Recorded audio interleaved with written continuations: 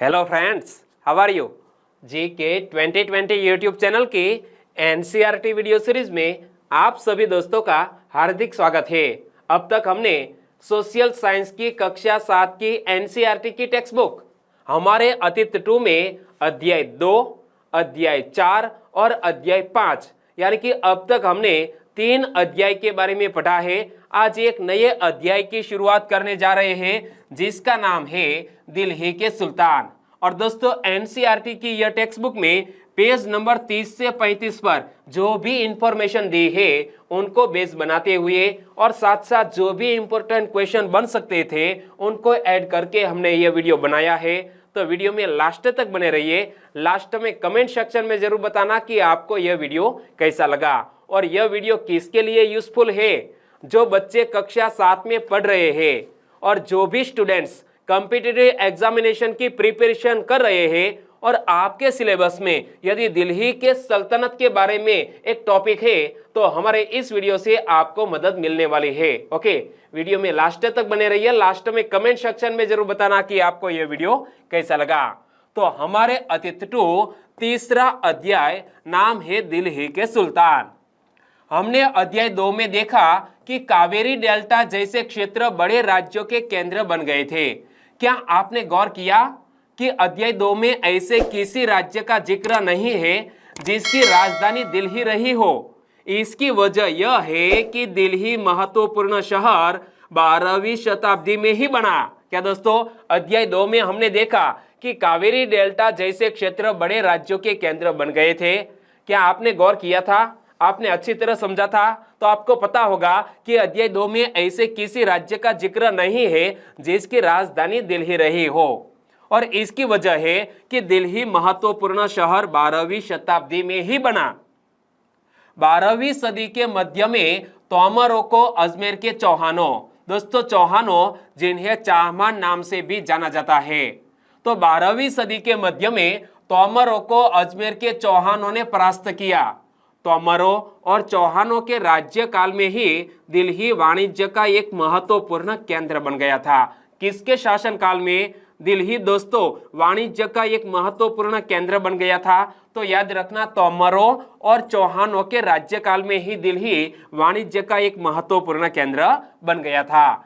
और इस शहर में यानी कि दिल्ली में बहुत सारे समृद्धशाली जैन व्यापारी रहते थे जिन्होंने अनेक मंदिरों का निर्माण करवाया।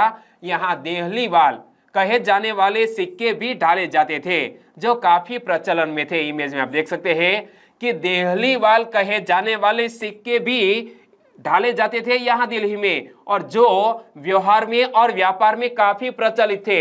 यह बात हमें याद रख लेनी चाहिए। यहाँ से पढ़ो कि दिल्ली शहर में बहुत सारे समृद्ध जैन व्यापारी रहते थे जिन्होंने अनेक मंदिरों का निर्माण करवाया और यहाँ देहलीवाल कहे जाने वाले सिक्के भी डाले जाते थे जो काफी प्रचलन में थे। आंसर बताइए, 12वीं सदी के मध्य में तोमरों को किसने परास्त किया? 12वीं सदी के मध्य में तोमरों को किसने परास्त किया? तो याद रखो, अजमेर के चौहानों ने 12वीं सदी के मध्य में तोमरों को परास्त किया। किसने? अजमेर के चौहानों ने। सही आंसर है ऑप्शन ए।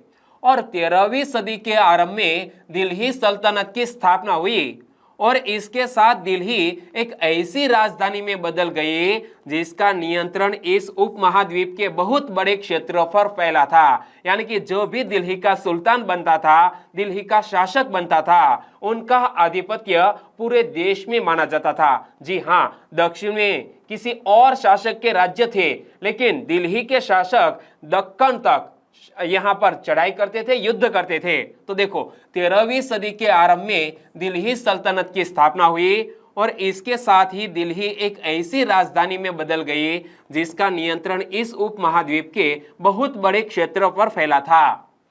तालिका 1 पर फिर से नजर डालिए। दोस्तों, आपके पास यदि टेक्स्ट बुक है तो यह अध्याय में एक तालिका दी गई है। तालिका 1 पर फिर से नजर डालिए और उन 5 वंशों की पहचान कीजिए जिनसे मिलकर दिल्ली की सल्तनत बनी थी। क्या दोस्तों? 5 वंशों की पहचान कीजिए जिनसे मिलकर दिल्ली की सल्तनत बनी थी। तो 5 वंशों के नाम मैं आपको सीक्वेंस में बता रहा हूं। यहां ध्यान रखिए। सबसे पहले आया गुलाम वंश। गुलाम के बाद आया खलजी वंश, बाद में तुगलक वंश, बाद में सैयद वंश और लास्ट में आया था लोदी वंश। यह 5 वंशों से दिल्ली की सल्तनत बनी थी। आपको याद रह गया? मेरे साथ साथ बोलिए। सबसे पहले गुलाम वंश, बाद में खलजी वंश, बाद में तुगलक वंश, बाद में सैयद वंश और लास्ट में लोदी वंश। क्लियर? ओके। और जिस इलाके को हम आज दिल्ली के नाम से जानते हैं, वहां इन सुल्तानों ने अनेक नगर बसाए। मानचित्र 1 को देखकर दिल्ली, एकुना, सिरी और जहांपनाह को पहचानिए। यानी कि दोस्तों बहुत से इलाकों को जोड़कर दिल्ली शहर बसाया गया था। हमारी टेक्स्ट बुक में मानचित्र 1 में यह दर्शाया गया है। तो दिल्ली, एकुना, सिरी और जहांपनाह को पहचानिए। यह तीनों इलाकों को जोड़कर दिल्ली शहर बना था। आंसर दीजिए। दिल्ली, एकुना, सिरी और जहांपनाह इलाके को जोड़कर किसका निर्माण किया गया था? तो यह तीनों इलाकों को जोड़कर किसका? दिल्ली का निर्माण किया गया था। सही आंसर है ऑप्शन डी। तो अब दोस्तों तालिका 1 में दिल्ली के शासकों के बारे में बताया गया है, जिसमें सबसे पहले राजपूत वंश का जिक्र किया गया है। राजपूत वंश और तैमूर वंश के शासकों ने दिल्ली की गद्दी पर सबसे पहले शासन किया। तोमर वंश, तो आरंभिक 12वीं शताब्दी यानी कि 1165 के आसपास तोमरों ने दिल्ली की गद्दी संभाली। तोमर शासनकाल में अनंगपाल का शासनकाल है 1130 से 1145 तक। बाद में चौहान वंश के शासकों ने शासन किया 1165 से 1192 तक। और पृथ्वीराज चौहान, जो दोस्तों चौहान वंश का एक शक्तिशाली सम्राट था, पृथ्वीराज तृतीय, जिसका शासनकाल है 1175 से लेकर 1192 तक। प्रारंभिक तुर्की शासक यानी कि दिल्ली की सत्ता संभाली तुर्की शासक ने 1206 से लेकर 1290 तक। और सबसे पहला तुर्की शासक कुतुबुद्दीन ऐबक आया दिल्ली की सत्ता पर। 1206 से लेकर 1210 तक उन्होंने दिल्ली पर शासन किया। और कुतुबुद्दीन ऐबक और इल्तुतमिश के बीच क्या संबंध थे वो आपको याद ही है। तो कुतुबुद्दीन ऐबक के बाद शमसुद्दीन इल्तुतमिश ने दिल्ली की गद्दी संभाली। 1210 से 1236 तक वो दिल्ली का शासक रहा, सुल्तान रहा। बाद में दोस्तों इल्तुतमिश के जो पुत्र थे वो नालायक थे, इसीलिए इल्तुतमिश ने अपनी बेटी रजिया को दिल्ली की शासक बनाया, यानी कि दिल्ली की पहली महिला शासक बनी रजिया सुल्ताना। 1236 से 1240 तक उन्होंने दिल्ली की गद्दी संभाली। बाद में गयासुद्दीन बलबन 1266 से 1287 तक दिल्ली का राजा बना। खलजी वंश आता है आगे। 1290 से 1320 तक खलजी वंश के शासक दिल्ली की कमान संभालते हैं। और जलालुद्दीन खलजी 1290 से 1296 तक दिल्ली का शासक बना। अलाउद्दीन खिलजी 1296 से लेकर 1316 तक उन्होंने दिल्ली की सत्ता संभाली। बाद में आता है तुगलक वंश। तो तुगलक वंश का शासन है 1320 से लेकर 1414 तक, यानी कि तुगलक वंश का शासनकाल सबसे लंबा है। गयासुद्दीन तुगलक 1320 से 1324 तक, बाद में मोहम्मद तुगलक 1324 से 1391 तक और फिरोज शाह तुगलक 1391 से 1388 तक दिल्ली का सुल्तान बना, दिल्ली का शासक बना। बाद में आता है सैयद वंश। सैयद वंश का शासनकाल है 1414 से लेकर 1451 तक। और सैयद वंश के शासक, सैयद वंश के स्थापक कौन थे? खिजर खां। खिजर खां ने दिल्ली की सत्ता संभाली 1414 से लेकर 1421 तक। बाद में लोदी वंश के शासक आए। लोदी वंश के शासक ने कमान संभाली है 1451 से 1526 तक। और लोदी वंश के स्थापक है बहलोल लोदी। बहलोल लोदी ने लोदी वंश की स्थापना की। खिजर खां ने सैयद वंश की स्थापना की और बहलोल लोदी ने दिल्ली का सत्ता संभाली, कमान संभाली 1451 से 1489 तक। और दोस्तों यहाँ इमेज में आप देख सकते हैं फिरोज शाह तुगलक का मकबरा। यह एनसीईआरटी की टेक्स्ट बुक में यह इमेज भी दी गई है। ओके, और मैंने आपके सामने जो तालिका पढ़े उनको बेस बनाते हुए एक क्वेश्चन मैंने आपके सामने रखा है। बताइए आंसर। खिजर खां किस वंश का शासक था? या तो खिजर खां ने किस वंश की स्थापना की थी? तो मैंने आपको आंसर बता दिया। खिज़्र खान ने सैयद वंश की स्थापना की थी? सही आंसर है ऑप्शन सी। आगे बात करें तो दिल्ली के सुल्तानों के बारे में जानकारी हम कैसे प्राप्त करेंगे? हालांकि अभिलेख, सिक्कों और स्थापत्य बोले तो भवन निर्माण कला, तो हालांकि अभिलेख, सिक्कों और स्थापत्य के माध्यम से काफी सूचना मिलती है, मगर और भी महत्वपूर्ण वे इतिहास, तारीख दोस्तों एक वचन है और तारीख का बहुवचन है तवारीख। तो तवारीख है जो सुल्तानों के शासनकाल में प्रशासन की भाषा फारसी में लिखे गए थे।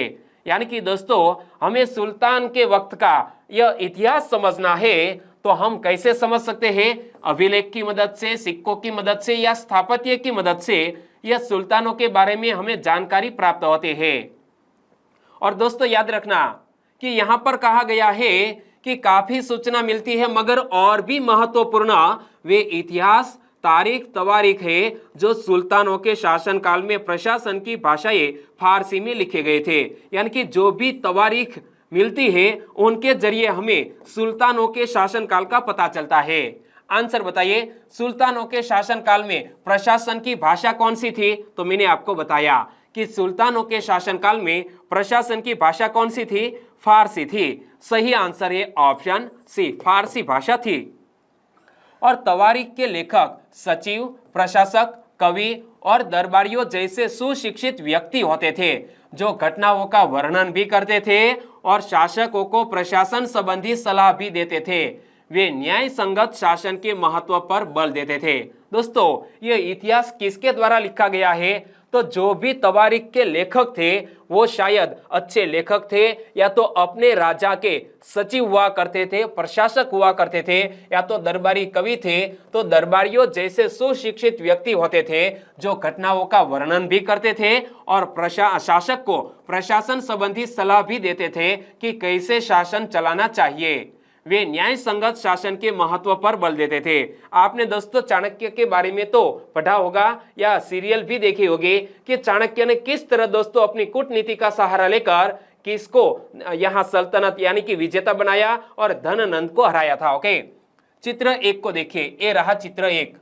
तो चित्र 1 में क्या बताया गया है? दोस्तों पांडुलिपि को कैसे तैयार किया जाता था उनके 4 चरण का जिक्र यहाँ इमेज में किया गया है।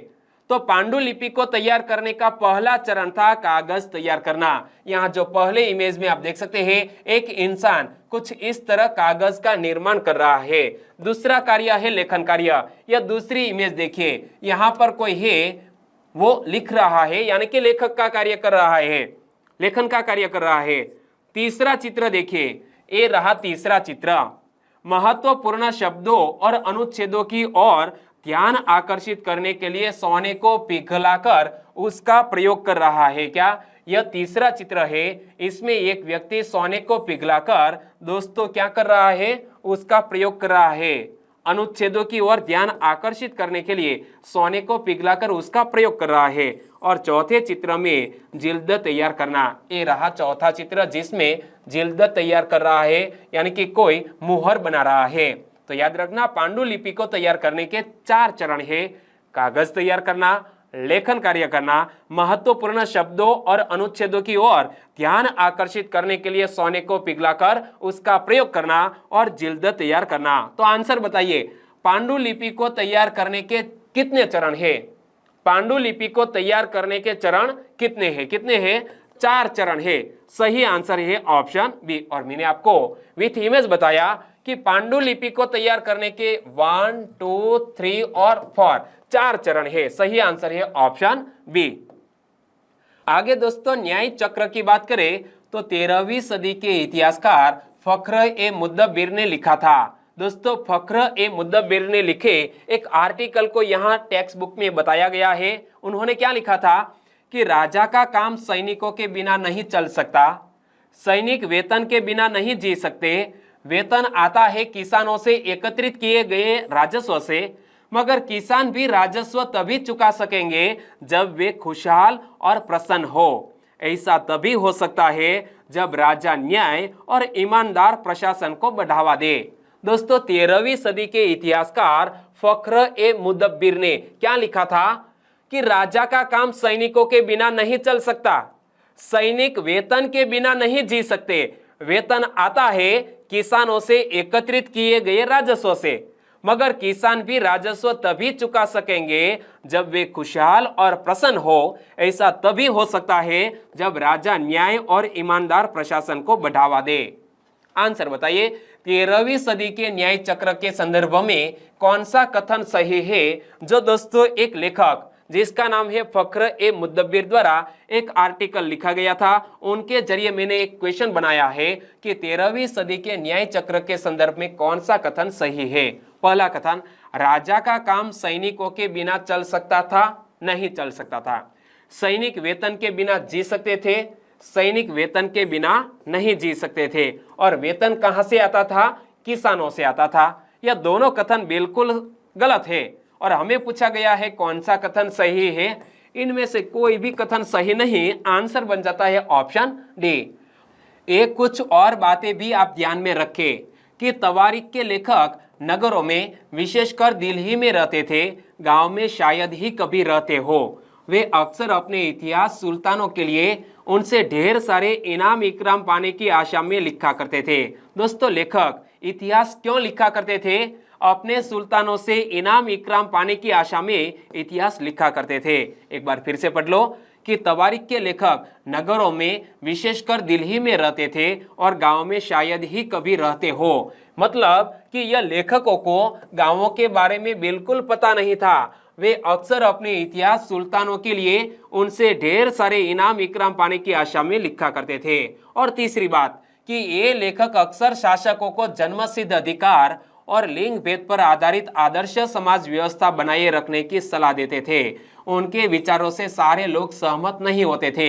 यहाँ दो शब्द आए, जन्मसिद्ध अधिकार और लिंग भेद। यह दोनों शब्दों के बारे में आगे मैं आपको बताने वाला हूं। एक बार फिर से पढ़ लीजिए कि ये लेखक अक्सर शासकों को जन्मसिद्ध अधिकार और लिंग भेद पर आधारित आदर्श समाज व्यवस्था बनाए रखने की सलाह देते थे। उनके विचारों से सारे लोग सहमत नहीं होते थे। सन 1236 में सुल्तान इल्तुतमिश की बेटी रजिया सुल्तान सिंहासन पर बैठी। उस युग के इतिहासकार मिनहाज ए सिराज ने स्वीकार किया है कि वह अपने सभी भाइयों से अधिक योग्य और सक्षम थी। दोस्तों याद रखना, रजिया सुल्तान दिल्ली की गद्दी पर बैठने वाली, दिल्ली की कमान संभालने वाली पहली महिला शासक थी। नाम था रजिया सुल्तान। यह रजिया सुल्तान कौन थी? इल्तुतमिश की बेटी थी और इल्तुतमिश का संबंध है गुलाम वंश से। तो सन 1236 में सुल्तान इल्तुतमिश की बेटी रजिया सिंहासन पर बैठे। उस युग के इतिहासकार मिनहाज ए सिराज ने स्वीकार किया है कि वह अपने सभी भाइयों से अधिक योग्य और सक्षम थी, लेकिन फिर भी वह एक रानी को शासक के रूप में मान्यता नहीं दे पा रहा था। दरबारी जन भी उसके स्वतंत्र रूप से शासन करने की कोशिशों से प्रसन्न नहीं थे। सन 1240 में उसे सिंहासन से हटा दिया गया। क्या? सन 1240 में रजिया सुल्तान को सिंहासन से हटा दिया गया। आंसर बताइए, दिल्ली सुल्तनत की पहली महिला शासक कौन थी? दिल्ली सल्तनत की पहली महिला शासक का नाम है रजिया सुल्ताना। सही आंसर ऑप्शन डी। आगे जन्मसिद्ध अधिकार की बात करें, यानी कि जो मैंने आपको पहले बताया कि जन्मसिद्ध अधिकार और यह लिंग भेद शब्द को हम स्पष्ट करते हैं कि जन्म के आधार पर विशेषाधिकार का दावा, उसे कहा जाता है जन्मसिद्ध अधिकार। उदाहरण के लिए, लोग मानते थे कि कुलीन व्यक्तियों को कुछ खास परिवारों में जन्म लेने के कारण शासन करने का अधिकार विरासत में मिलता है। तो लिंग भेद का मीनिंग क्या होता है? स्त्रियों तथा पुरुषों के बीच सामाजिक तथा शरीर रचना संबंधी अंतर, इसे कहा जाता है लिंग भेद। आमतौर पर यह तर्क दिया जाता है कि ऐसे अंतर के कारण पुरुष स्त्रियों की तुलना में श्रेष्ठ होते थे। दोस्तों, लिंग भेद के मामले में ऐसा माना जाता था कि पुरुष स्त्रियों की तुलना में श्रेष्ठ होते थे। दोनों शब्दों को एक बार फिर से समझ लेते हैं। जन्मसिद्ध अधिकार, जन्म के आधार पर विशेषाधिकार का दावा।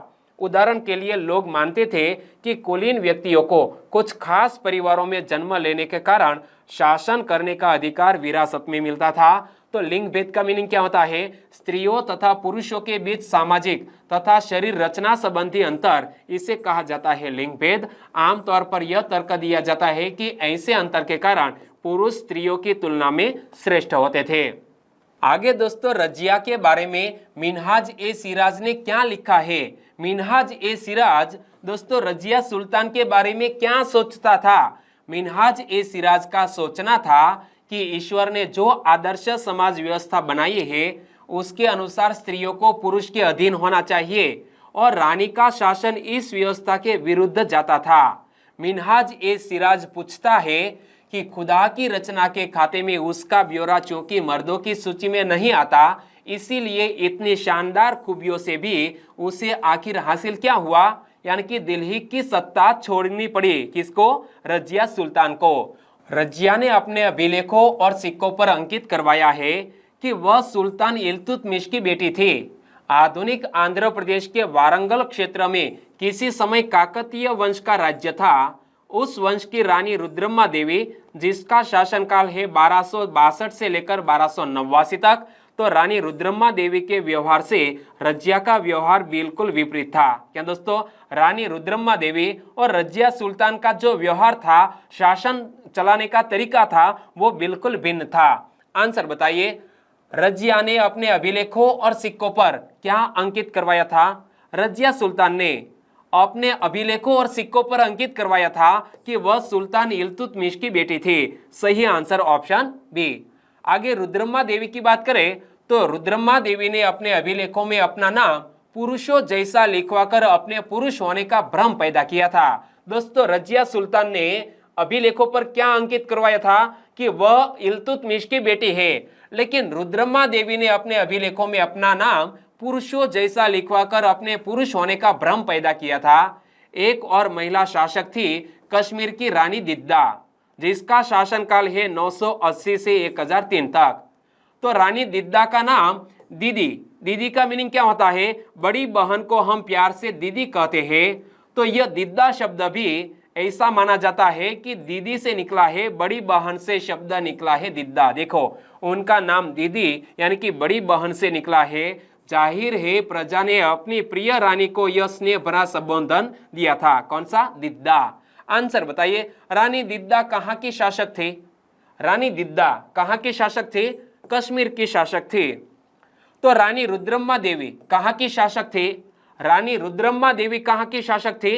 वारंगल की। सही आंसर है ऑप्शन सी। और दोस्तों रजिया सुल्तान कहाँ की शासक थी?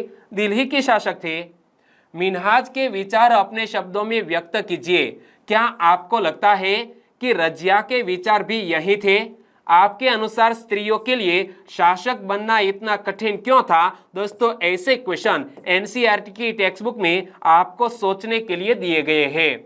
मानचित्र 2 भी दिया गया है और मानचित्र 2 का टाइटल है दिल्ली सल्तनत का विस्तार गैरिसन शहर से साम्राज्य तक। तो इस तरह के दोस्तों यह मानचित्र में यहाँ हम देखते हैं कि दिल्ली कहाँ पर है? यहाँ पर दिल्ली है। और दिल्ली में उत्तर में आपको कौन कौन से राज्य मिलेंगे? तो यहाँ पर लाहौर, नंदाना, यहाँ पर काजकोट है, यहाँ पर दोस्तों मुल्तान है। तो यहाँ पर गुजरात में यहाँ पर एक देवल लिखा गया है और यहाँ पर लिखा गया है लखनऊ थी।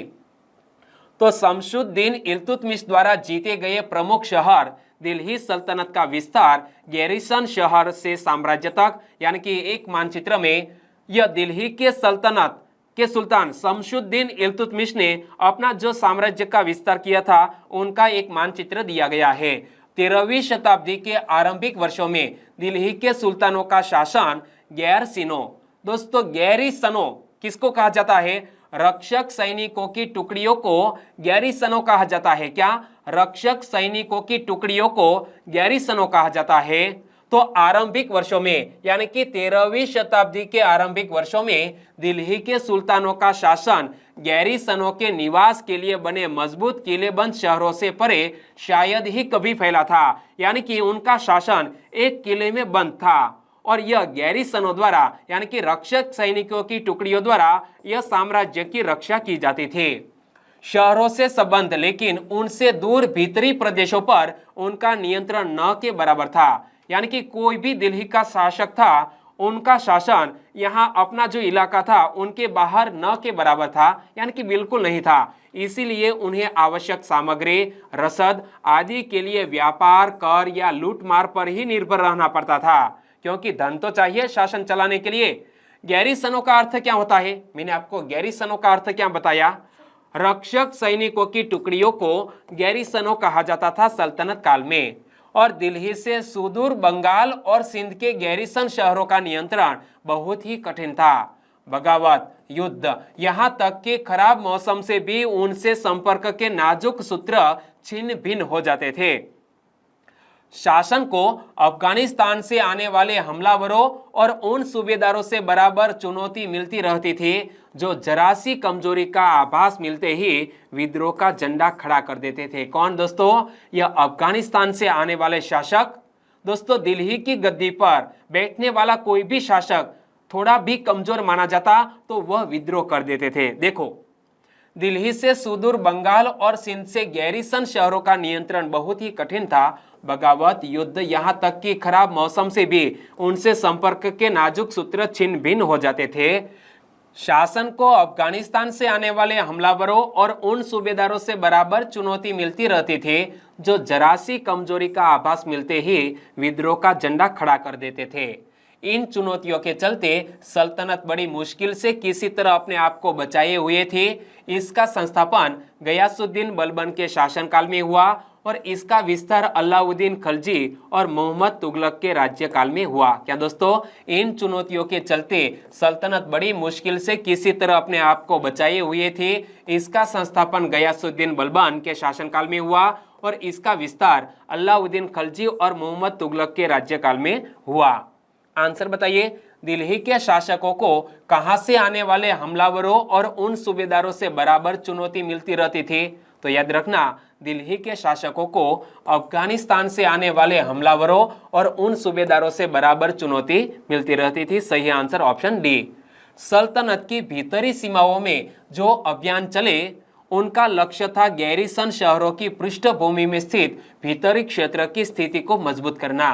इन अभियानों के दौरान गंगा यमुना के दोआब से जंगलों को साफ कर दिया गया और शिकारी संग्राहकों तथा चरवाहों को उनके पर्यावास से खदेड़ दिया गया। क्या दोस्तों? सल्तनत की भीतरी सीमाओं में जो अभियान चले उनका लक्ष्य था गैरिसन शहरों की पृष्ठभूमि में स्थित भीतरी क्षेत्र की स्थिति को मजबूत करना। इन अभियानों के दौरान गंगा यमुना के दोआब से जंगलों को साफ कर दिया गया और शिकारी यानी कि संग्राहकों तथा चरवाहों को उनके पर्यावास से खदेड़ दिया गया।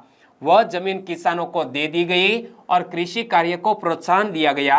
व्यापार मार्गों की सुरक्षा और क्षेत्रीय व्यापार की उन्नति की खातिर नए किले, गैरिसन शहर और शहर बनाए या बसाए गए थे। दूसरा विस्तार सल्तनत की बाहरी सीमा पर हुआ। अलाउद्दीन खलजी के शासनकाल में दक्षिण भारत को लक्ष्य करके सैनिक अभियान शुरू हुए। देखिए मानचित्र 3। दोस्तों, मानचित्र में आपकी एनसीईआरटी की टेक्स्ट बुक में मानचित्र 3 दिया गया है जिसमें दक्षिण भारत में सैनिक अभियान किसने चलाए थे? अलाउद्दीन खिलजी ने दक्षिण भारत में जो सैनिक अभियान चलाए उनका वर्णन मानचित्र 3 में किया गया है और ये अभियान मोहम्मद तुगलक के समय में अपनी चरम सीमा पर पहुंचे थे। आंसर बताइए, किसके शासनकाल में दक्षिण भारत को लक्ष्य करके सैनिक अभियान शुरू हुए? तो याद रखना, किसके शासनकाल में? अलाउद्दीन खिलजी के शासनकाल में दक्षिण भारत को लक्ष्य करके सैनिक अभियान शुरू हुए। मैंने आपको बताया कि अलाउद्दीन खिलजी के शासनकाल में दक्षिण भारत को लक्ष्य करके सैनिक अभियान शुरू हुए। सही आंसर है अलाउद्दीन खिलजी। और इन अभियानों में सल्तनत की सेनाओं ने हाथी, घोड़े, गुलाम और मूल्यवान धातुएं अपने कब्जे में ले ली। दिल्ली सल्तनत की सेनाओं की शुरुआत अपेक्षाकृत कमजोर थी, मगर 150 वर्ष बाद मोहम्मद तुगलक के राज्यकाल में अंत तक इस उपमहाद्वीप का एक विशाल क्षेत्र इस युद्ध अभियान के अंतर्गत आ चुका था। क्या दोस्तों?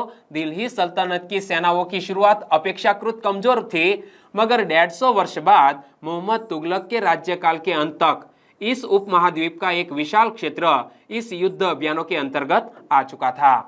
इसने शत्रुओं की सीमाओं को परास्त किया और शहरों पर कब्जा किया।